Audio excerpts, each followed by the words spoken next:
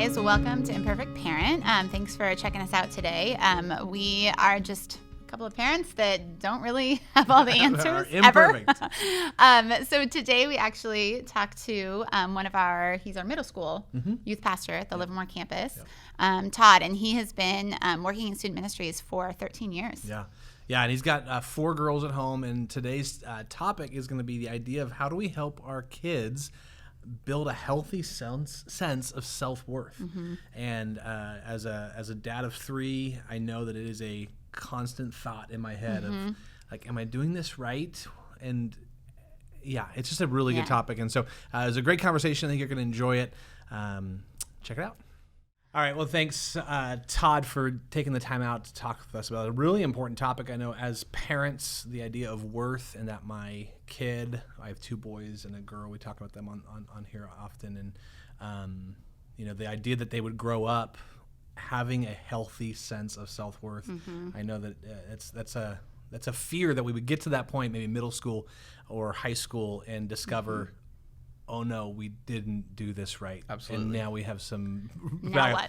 Right? Now what? Yeah. So I thought it might be kind of cool to start, like, how do you define worth? Like, when we talk about self-worth, worth, how do you define that? Yeah, absolutely.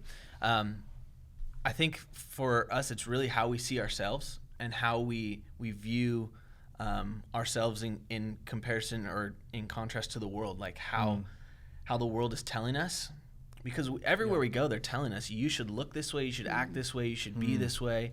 And our kids are not immune to that. From the second that they, watch YouTube or talk to a friend. Right away, they're being told that this is how they should be. Early age. At a very early age. And they're trying to figure out where they fit in and if they measure up to what they've seen around them. And then they take that and go, okay, well then, because I didn't measure up, here's my value. Here's my worth. Here's where I fit into that. So worth really is seeing yourself, how you see yourself, and how you, that then shapes how you see other people, how other people treat you, how you allow other people to treat you based on your worth. Gosh, this is big. Yeah. There's a lot at stake, and that makes me really nervous as a parent, especially of a girl. Yes. Is this different for boys and girls? Like, we all have to struggle with this idea of self-worth, but you're a dad of 4 girls. 4 girls for me. Right. Awesome girls. But is there, I don't know, is that different? So what I've learned and what I've experienced is that it's easier to point out in the girls. It's easier for us to identify, to see, because girls tend to have this more desire to seek attention and to want the attention. And that's where we get into issues in middle school and high school from girls trying to win attention from boys to feel that worth and make, I feel worthy if this boy talks to me or if I am engaged. But what I've seen is that boys just carry it in a different way. A little more under the surface, maybe? A little more under the surface. Okay. A little harder to identify, but they're still asking the same questions. They're still asking, am I good enough? And I think that's all of us. We're all asking that question. Yeah. Did I measure up? Am I good enough? And it shapes the way that we allow other people to treat us too. Because if you feel a certain way, let me say it like this. Okay? Yeah. Picture you have 3 cups. Okay. You have like a red Solo cup that you just, drink a soda, drink a whatever, a party. Soda. Yeah. Let's just go with soda. Okay. We'll go with soda.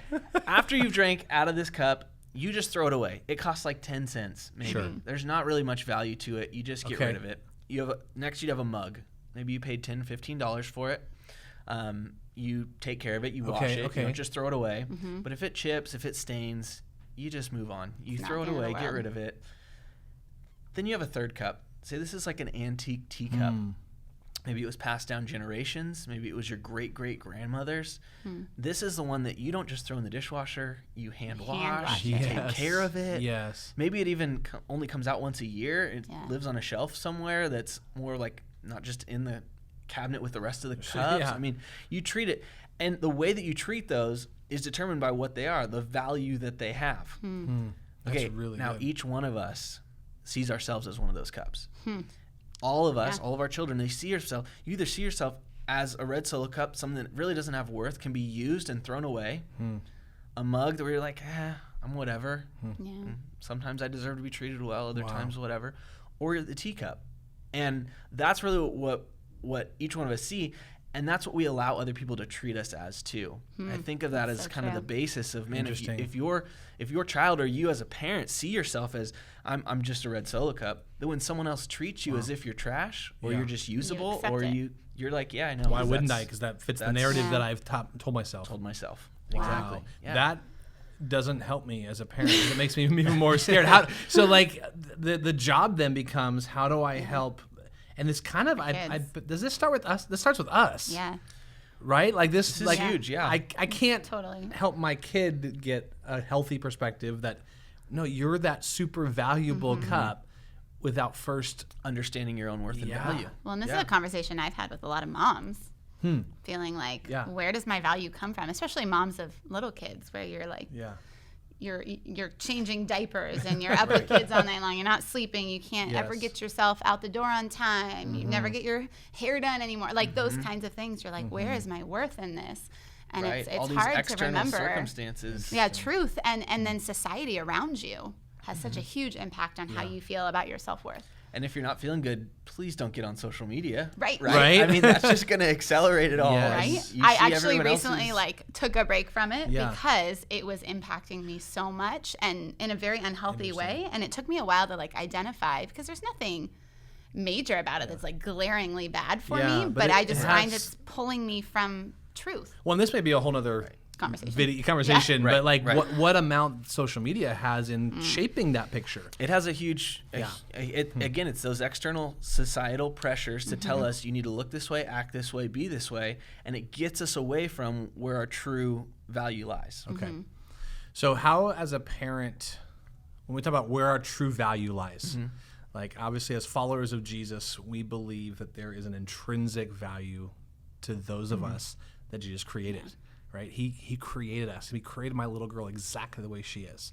My sons, us, our kids, your daughter. And so how do we begin to help kids understand? You lead our middle school team here at Cornerstone, and you get the kids that we in kids hand to you when they're in sixth grade. But how do we as parents, let's start maybe on the early end. What are how do we begin to shape this narrative? When honestly, and again, I'm going to go back to, it feels overwhelming because everything I watch, every magazine, every conversation at school is about, are you cool enough? Do you have the right accessory? It's overwhelming. So how do we begin? How have you found traction to begin with your girls to change the narrative of who they are? Yeah, who absolutely. They see themselves. I'm gonna back you up a little further, right? Okay. I'm gonna go to, where does that value come from? Yeah, then? let's How talk do about we communicate that? How do we understand that as a parent to start that? And understand that parents watching might not be Christians, might not be maybe someone just sent you this video and you're like, I don't even know how this starts. So we say, listen, our value is not assigned to us by society. It's not assigned to us even by our parents. Our value is already given to us by God. Now the problem is that we fight lies.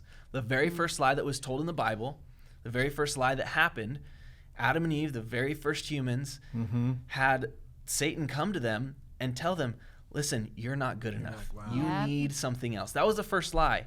Wow, that's and they're going, but wait a sec, no, we're fine. Like, God said this about us, and they started, well, did God really say that? Right? And we hear those lies too.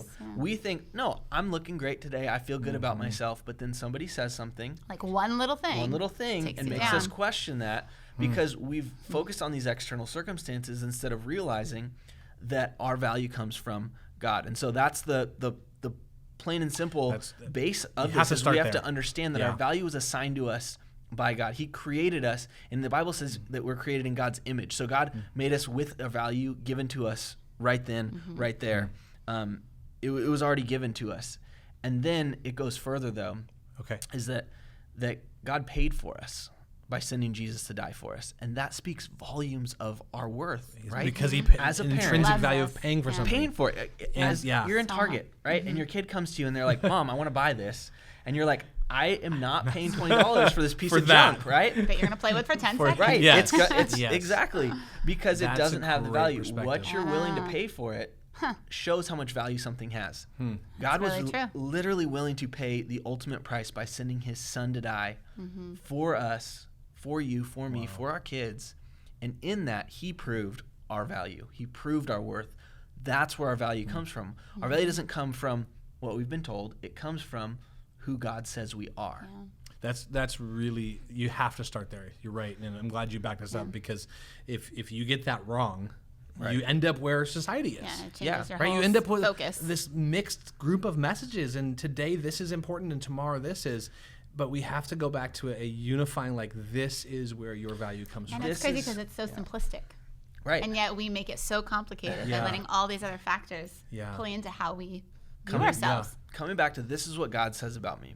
And here's what I do. So with my daughters, I have 4 daughters. Yeah. So this topic is huge for us, knowing that just what society is going to do to them. Wow. And so that's why I'm so passionate about this. Yeah. But I do something very strategic, because I know that my girls are going to encounter people that are going to tell them that they're not loved, that they're not beautiful, that they're. I know that it's going to happen. It's going to happen at school, from their friends, from their teachers, from maybe themselves, from. Yeah. And your daughters are young right now. They're young now. Yeah. So I do something very strategic. When I put them to bed every single night, I'll tell them, Daddy thinks you're beautiful. Daddy loves you. Wow. Daddy thinks you're worthy. Cool. Right? I tell them these things, and I do that because my hope is that when they go to school and a boy tells them this, when a girl stabs them in the back and tells them this to try to get back at them or whatever, that they will then turn to that person and say, no, that's not true, because my daddy says that I'm bad. Right? That's the hope that I have, that I'll do that. But what we all need to realize is that what we need to do is go back and realize that our dad, our creator, God, our father, has already said all of that about us. And we need to have that same attitude when the world comes in and the world is saying, hey, you didn't measure up here, you didn't act this way. And we're able to go, listen, it doesn't matter what you say, because my daddy already said with confidence that I'm valuable. Yeah. Right? And that's where we totally debunk this lie that we're told in society and we're told by the enemy. And we can go, no, listen, I know where it comes from. God has already said it. That's who I am. When we were talking earlier, you were talking about the idea of labels, and I'd love to unpack that for a bit, because I think that it's so easy to, maybe even unintentionally, with our own kids. When we talk about getting practical, the damage that can be done with labels. So talk about how labels can kind of be really a tough thing when it comes to this idea of worth. Oh, absolutely. Labels are something that we cannot get through life without being handed. We're handed labels all day, every day. And we hand ourselves labels all day, every day. We tell ourselves things. For me as a kid, I was told really young that I wasn't good at reading. And so for years I carried it going, I'm not good at reading. I'm not good at reading. And it didn't matter what I did. I had already been, I wore that label around. And even though it wasn't true. Almost like self-fulfilling prophecy. Yeah. Right? Like you. Exactly. Wow. And so we all have these labels that we're given. And so what our job as parents really needs to be to reinforce the correct labels. Because there are some labels that we do wear that are true about us, that have been given to us by someone who has the right to label us, because society doesn't have the right to. Nope. That's really... Right? First of all, they don't own us. Yeah. And they didn't make us. And they don't even know us. And they don't know us. Right? We're wearing around labels from people that it's like, you don't... You've met like twice. Yeah. The person that has the right to label something, the person that made this microphone, puts their label on it because they made it. Yes. They created it. Okay. And then the person who owns it can then write their name on it, or they can write something on it because it's theirs. They own it. Those are the only two people that have the right to label something. And in society, we're given labels from everyone who doesn't have the right, because, again, the person that made it, we were created by God, and the person that owns it, all of us have been purchased by the blood of Jesus.